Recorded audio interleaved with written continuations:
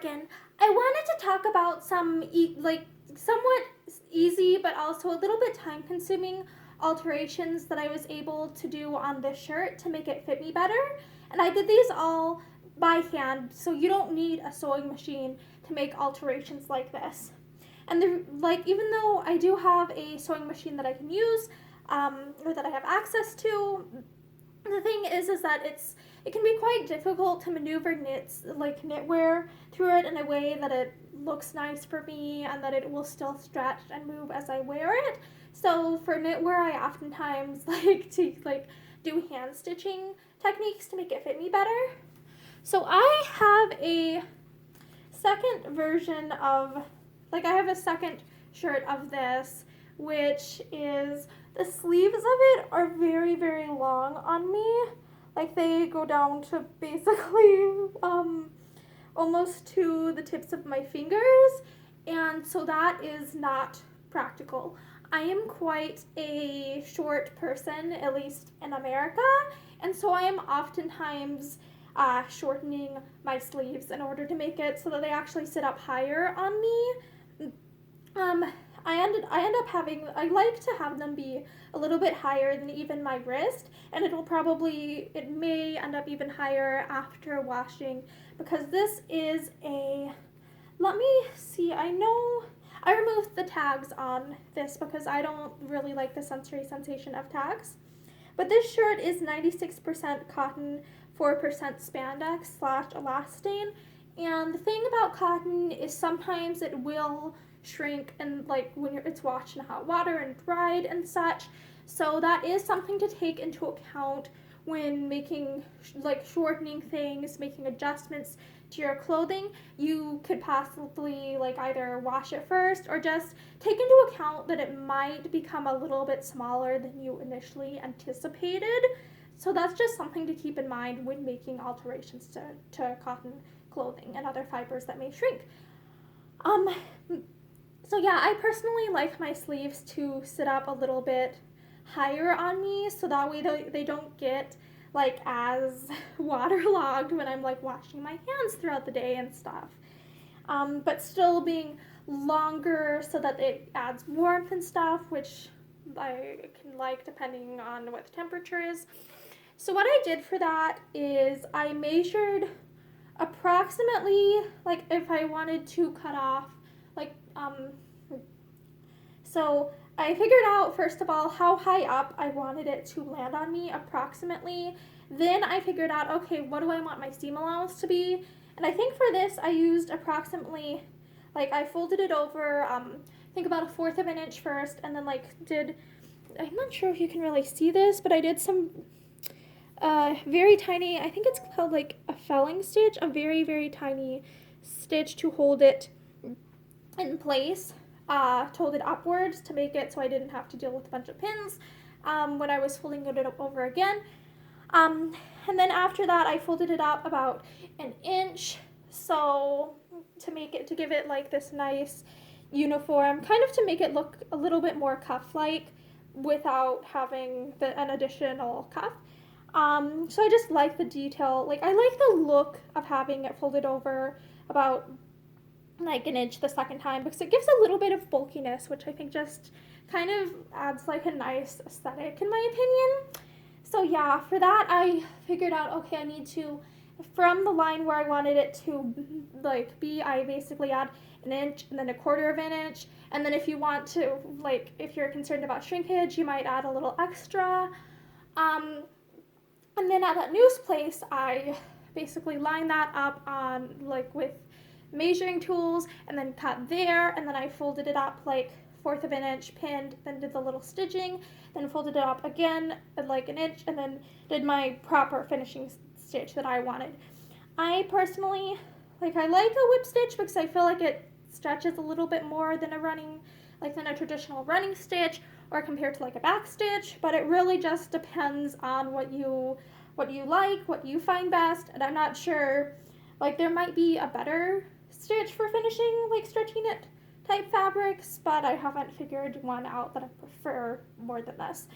And then the second thing I did is I ended up so this shirt, it was quite I think I would describe it as being like square-ish in the shape, like, or rectangular, where it's just, it doesn't have a lot of like going inwards at the sides. And because my measurements are so, like, this part of me is wider, this part of me is narrower, this part of me is wider, I want it to, like, I feel like I have more arm movement and stuff, and it doesn't get, like, I feel like clothing tends to move better with me if it better fits my own proportions.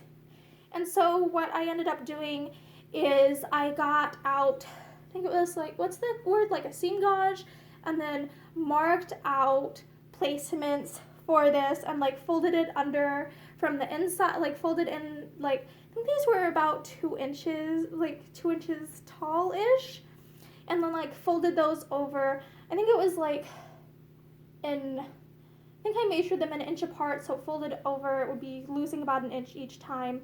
So half, because it's like a half inch is what it visibly looks like, because you fold it over half an inch and you remove an inch basically. It's 1, 2, 3, 4, 5, 6. So that's basically taking it in like 6 inches, which with the stretchiness of this fiber worked out really well, because it still allows me to get it over my head and stuff, but also makes it like actually fit my body shape better. So what I ended up doing is I basically did like a little whip stitch on the inside after I like folded it over and pinned it how I wanted to. But what I found once I was done with that is that like these were like sticking, like if I, let me use this for a second for an example. Like when I did that, it basically stuck out like this, and I wanted it to fold over like this. So what I ended up having to do is like carefully like finger press it how I wanted it to be on the outside, and like pin that down, and then do that stitching on the outside again, which took a little bit more time, because I like my things to look really nice, and I want my stitching to be very stable, like machine washable.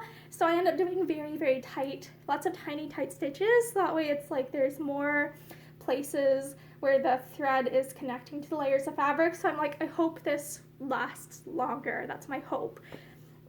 But yeah, those are the changes that I did. I felt like I'm not really sure how I like aesthetically, like the look of, I guess I would describe these as like pleats, like little, maybe like knife pleats. Like I'm not sure how I like them aesthetically, but I do feel like this is a way that I could and did successfully get like a narrower waist without having to deal with like adding a waistband or something. And like I felt like it was easier to do this symmetrically on each side than if I tried to like figure out, like if I tried to insert a dart or if I tried to do a dart or something, because this, it's like, okay, the pleats, it's like these are quite something that can be done in terms of like straight lines, easy to block out with the seam gauge. So I felt like this was a way that I could uniformly get like little tucks at the waist, that I could bring the waist in uniformly, and so that way I have like more range of movement, like it fits me better at my waist while still fitting me at my chest and my hips. So yeah, those are modifications that I made to like one of these cotton spandex, like ribbed, I guess I would describe this as like a rib knit type shirt, and these were done by hand. I also ended up like seam ripping out the tags, because I don't like tags. They like itch, like they irritate the back of my neck and stuff, and I really dislike them. So I typically like seam rip out tags nowadays, at least. One thing that's like a complete pet peeve of mine is when tags are like attached, not with a separate stitch, but when they're like attached into the seam line and it's serging, because serging, like, I don't have a proper serger machine, and so I can't really make it all look nice again on the inside after I take out like a tag that's been serged in. So yeah, those were the modifications that I made. So this is like a before shirt, because I have a second one of it, and then this is the after shirt. So yeah, so those were some modifications that I made by hand to a shirt. Thank you, and have a great day.